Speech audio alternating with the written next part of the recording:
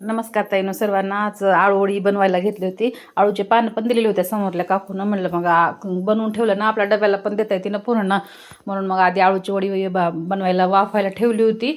आणि नंतर तूप पण करायचं राहिलं होतं. साय साचली होती ना, म्हणलं तूप पण करून घेऊ. जास्त पण दिवस ठेवलं की वास येतो ना साईचा, म्हणून म्हणलं तूप पण बनवलं. एकदम सोप्या पद्धतीनं आपला व्हिडिओ येईल ताईनो आपल्या चॅनलवर. नक्की बघा.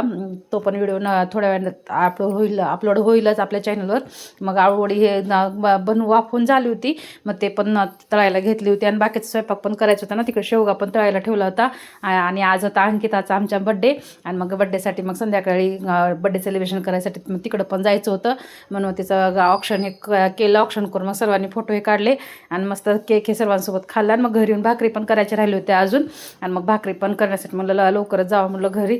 मग घरी येऊन मग भाकरी हे केल्या. भाकरी पण बघा कशा मस्त फुगत होत्या. भाकरी पण पीठ छान असं मळलं ना, मग भाकरी पण छान होते. आणि मी लोखंडी तव्यावरच करते ना भाकरी, त्याच्यामुळे खायला पण खूप टेस्टी लागते भाकरी ज्वारीची. मग भाकरी करून मग जेवायला पण घेतलं होतं. 2-3च भाकरी करायच्या होत्या. चपात्या पण होत्या 2 सकाळच्या. म्हणून मग भाकरी पण करून घेतल्या. आणि असं बघा ताट मस्त असं जेवायला घेतलं होतं आज. आणि आळूची वडी खायला पण खूप टेस्टी झाली होती. व्हिडिओ आवडला तर लाईक करा. भेटू उद्याच्या व्हिडिओमध्ये. बाय.